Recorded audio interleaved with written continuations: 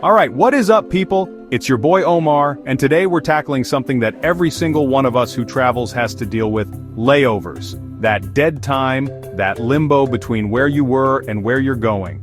Sometimes it's a couple of hours, sometimes it feels like an eternity. And let me tell you, where you spend that layover can make or break your entire trip. It can be the difference between a relaxing pause and a full-blown stress meltdown. I've had my share of both, and trust me, you want to be prepared. This isn't just about killing time, it's about reclaiming that time, making it work for. So, hey everyone, it's Omar here. Today, we're diving into the best and worst airports for layovers according to recent data.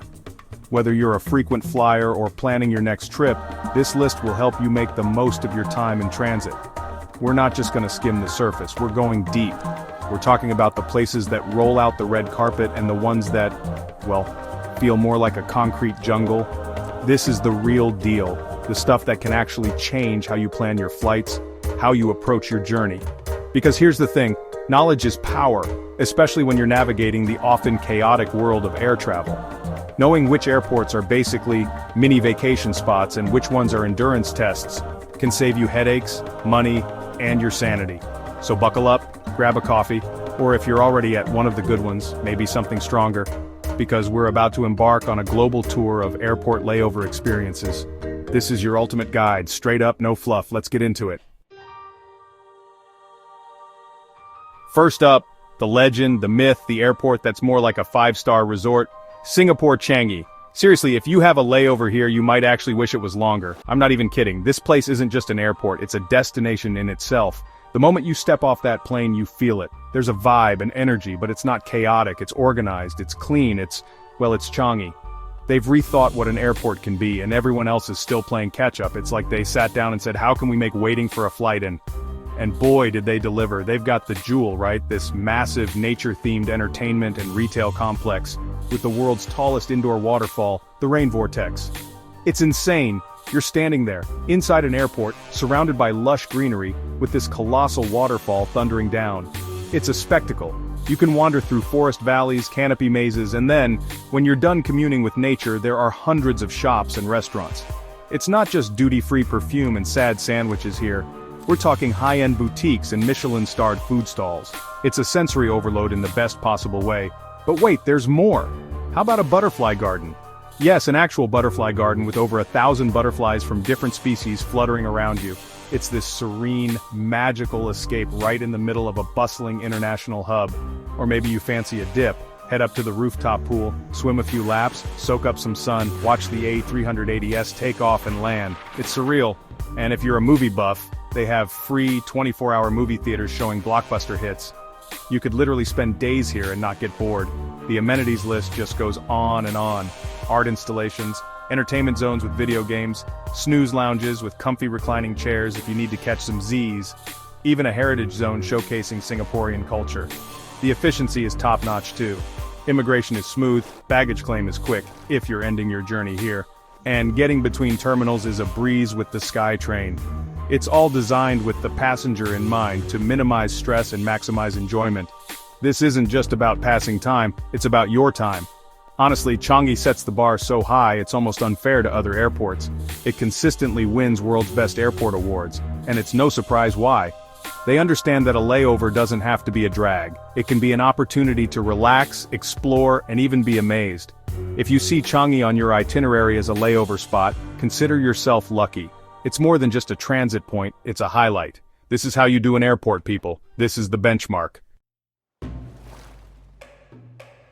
Next on our list of layover havens is Incheon International Airport in Seoul, South Korea. Man, these Asian airports really know what they're doing. Incheon is another one that consistently ranks among the world's best, and for very good reasons. It's not just about being big and shiny, though it is definitely both of those things. It's about the experience, the thoughtful touches, and the sheer variety of things you can do to make your layover flyby, pun intended. This place is a masterclass in passenger service and cultural immersion.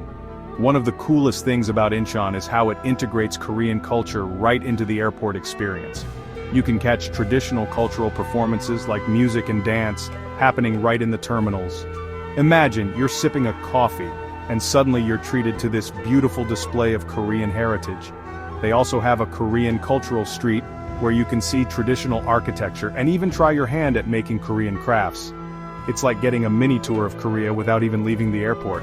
How awesome is that? But it's not all about culture. Incheon knows how to entertain and relax you too. Fancy a bit of ice skating?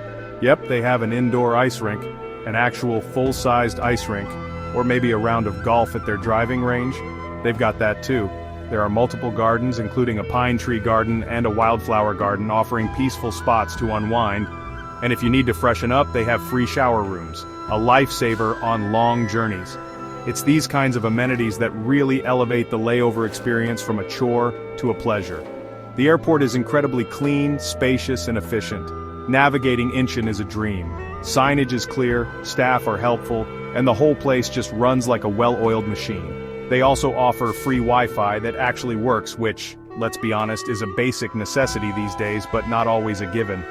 For those longer layovers, they even have transit tours that take you out to explore Seoul or nearby attractions, which is a fantastic option if you have the time. It's all about giving you choices. So Incheon is more than just a place to change planes. It's a destination that offers a blend of modern efficiency, cultural richness, and genuine passenger comfort.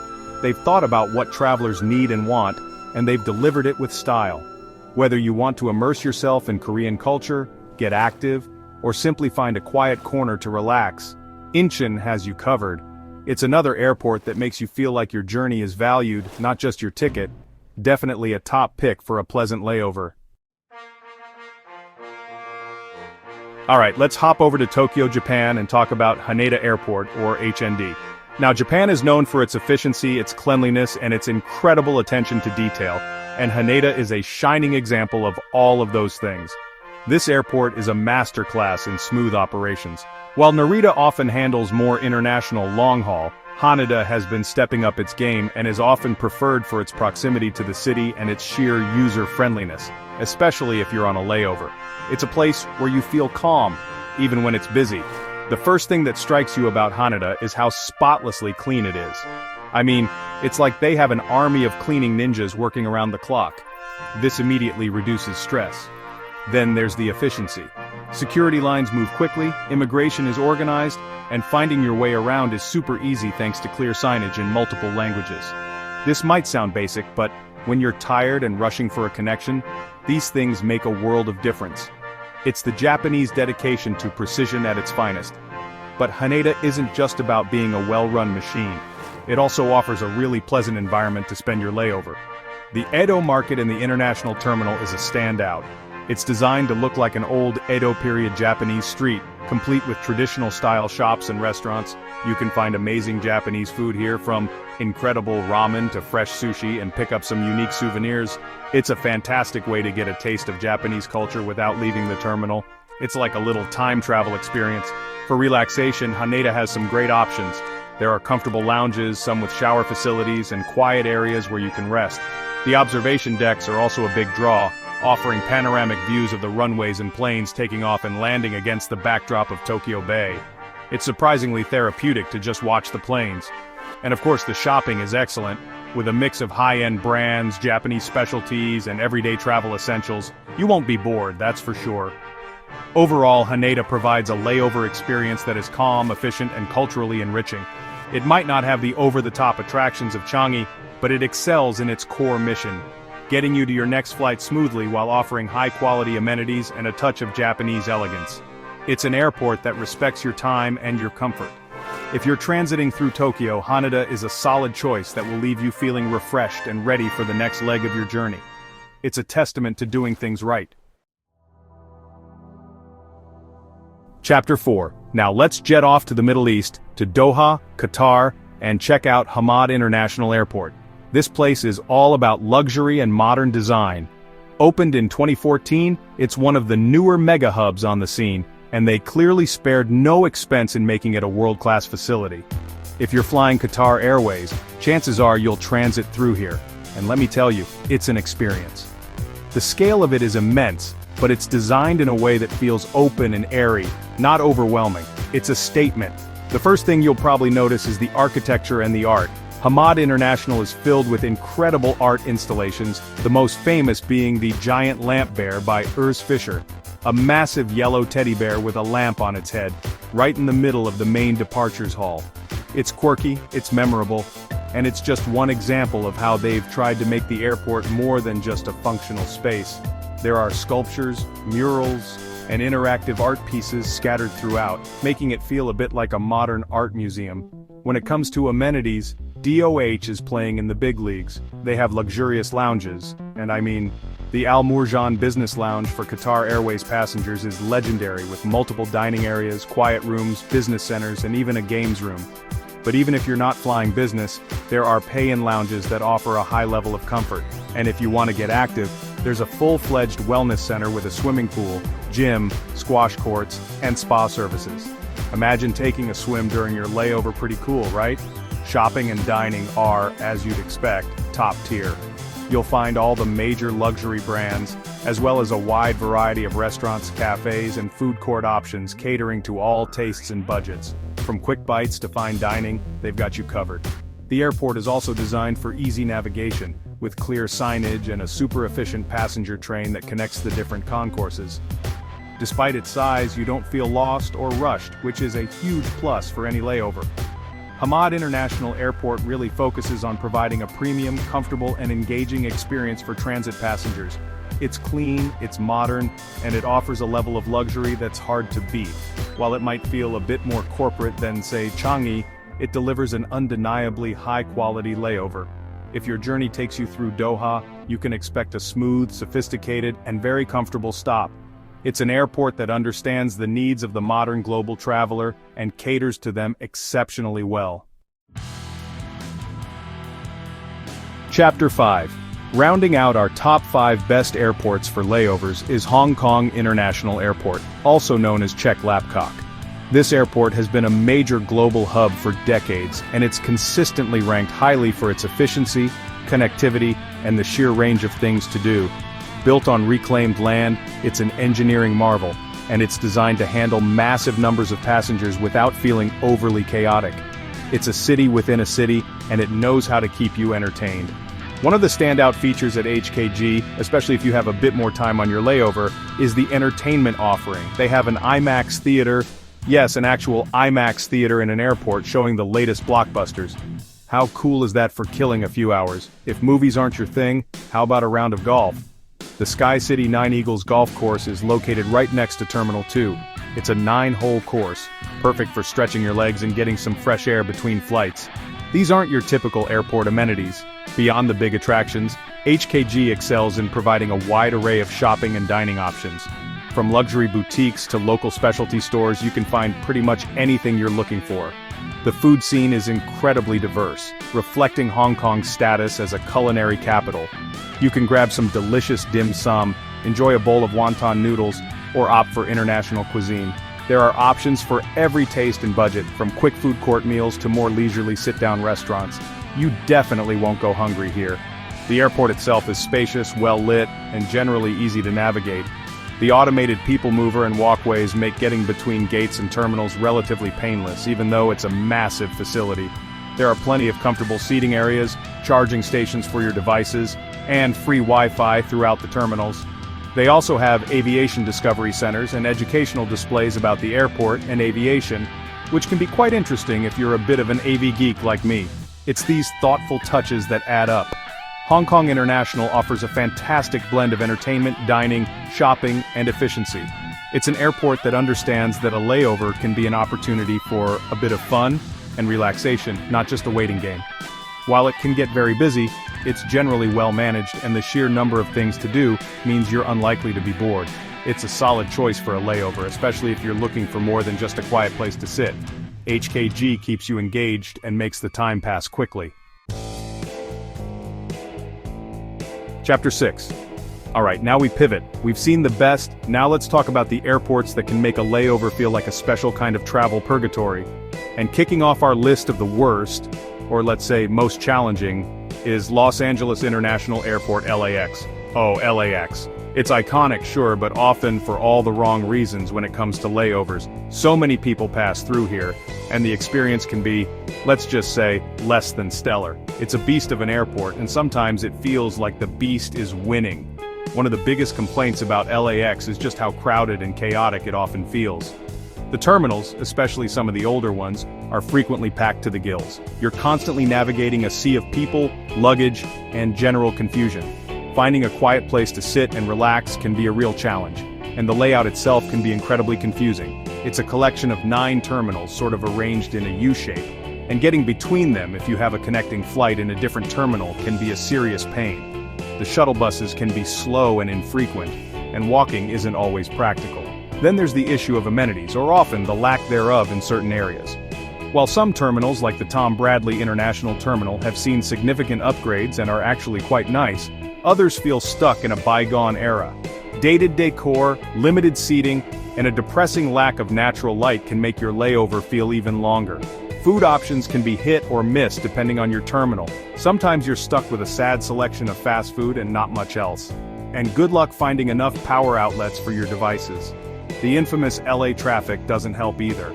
If you're thinking of venturing out on a shorter layover, forget about it. Just getting to and from the airport can be an ordeal, and even within the airport, things can move at a snail's pace. Long lines for security, for check-in, even for the restrooms, are not uncommon.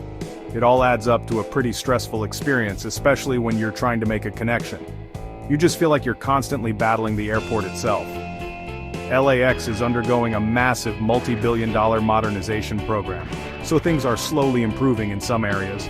There are pockets of excellence, and the new Tom Bradley International Terminal is a world away from some of its older siblings.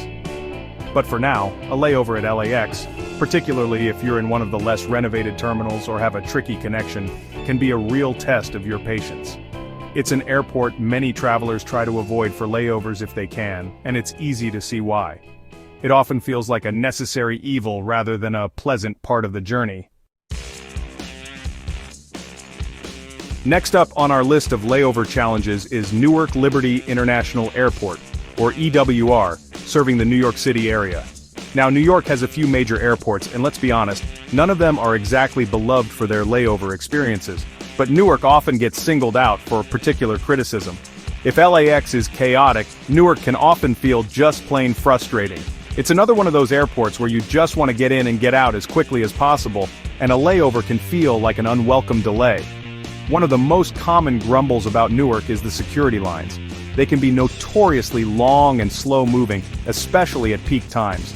This immediately puts you on edge if you have a tight connection, and even once you're through security, the experience in some of the terminals isn't much better. Terminal A, for example, before its recent replacement, was infamous for being cramped, outdated, and generally unpleasant.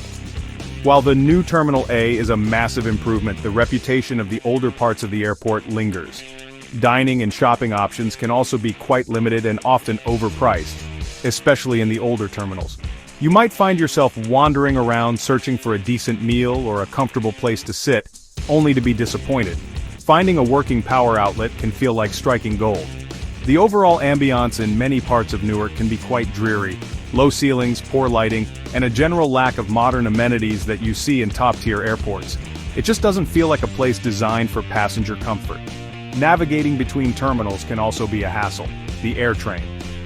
Newark connects the terminals, parking lots, and rental car facilities, but it can sometimes be crowded and slow.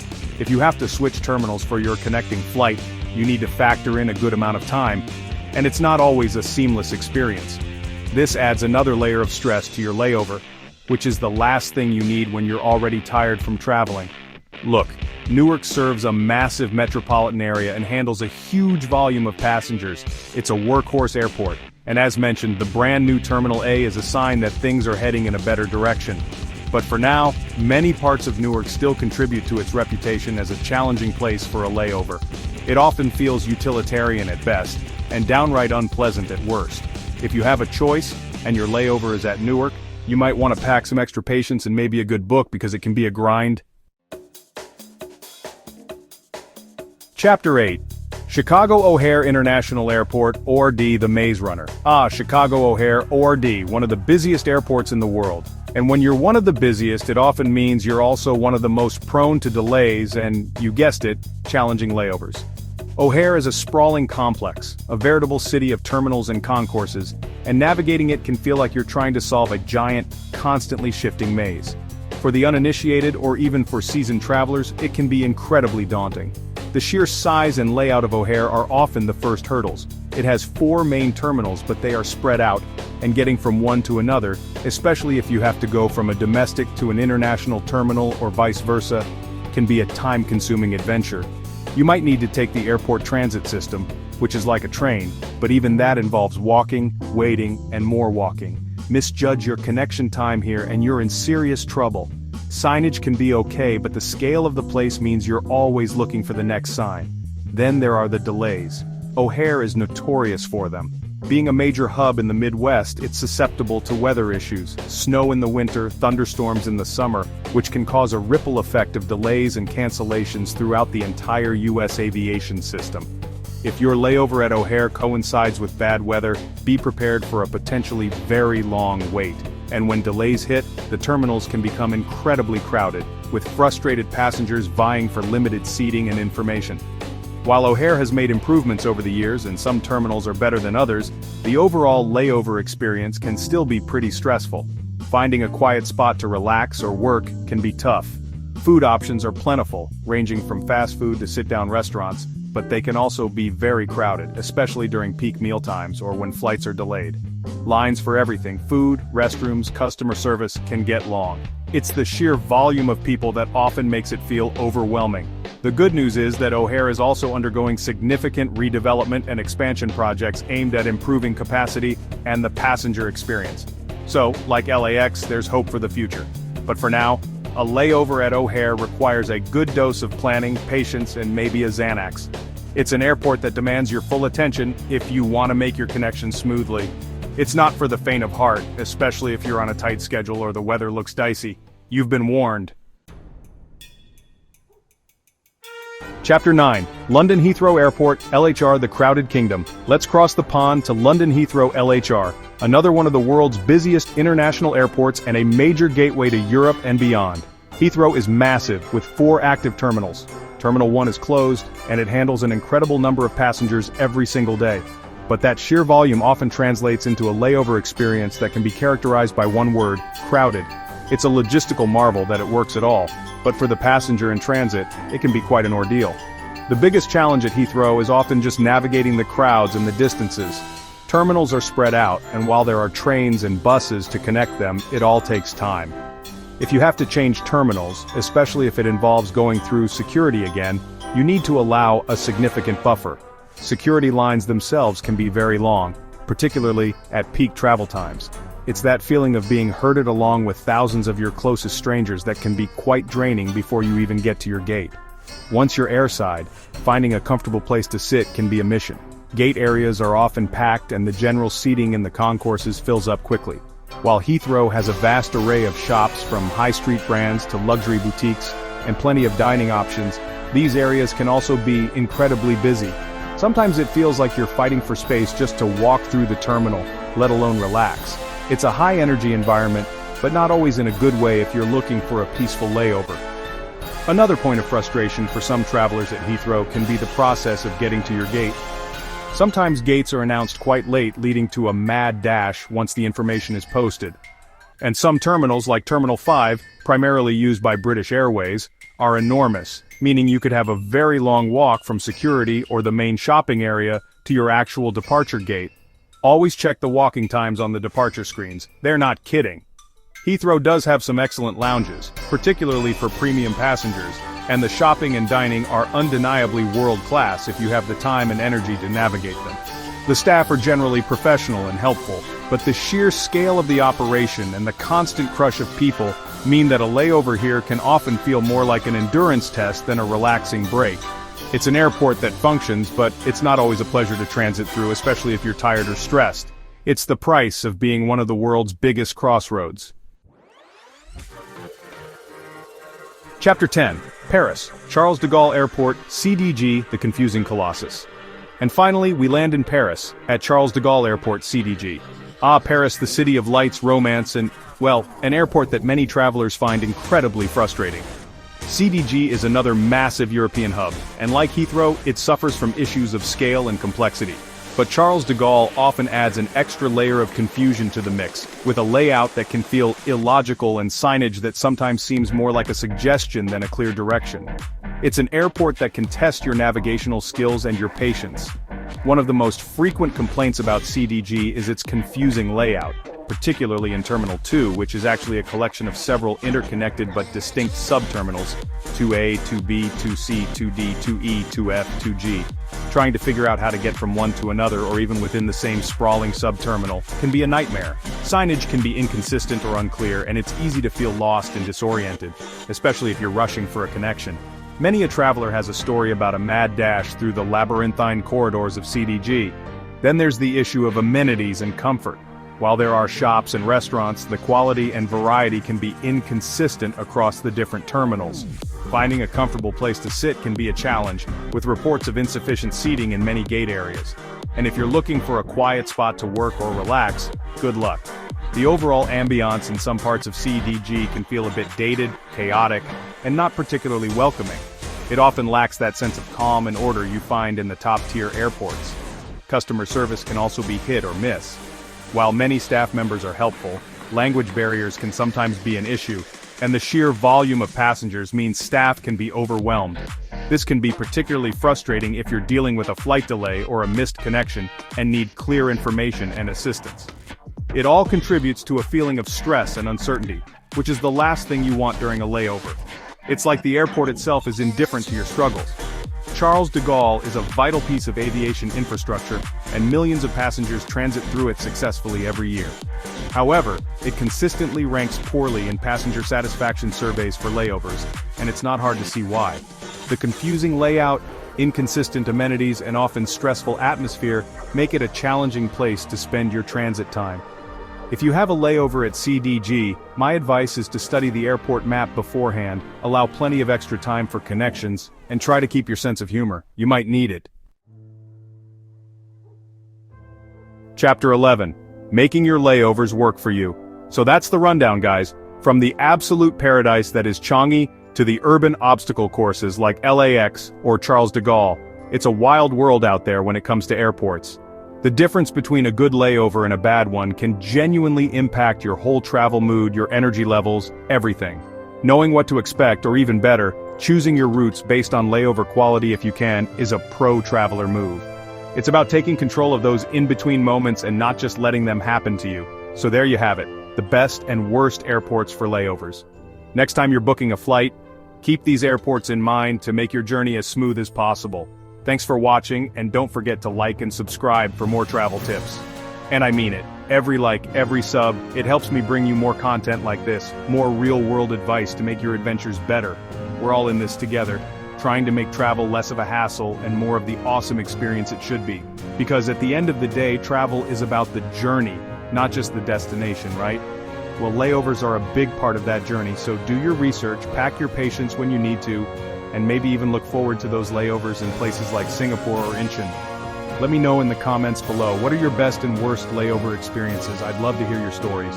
Until next time, fly smart, fly safe, and make every moment count. Peace out.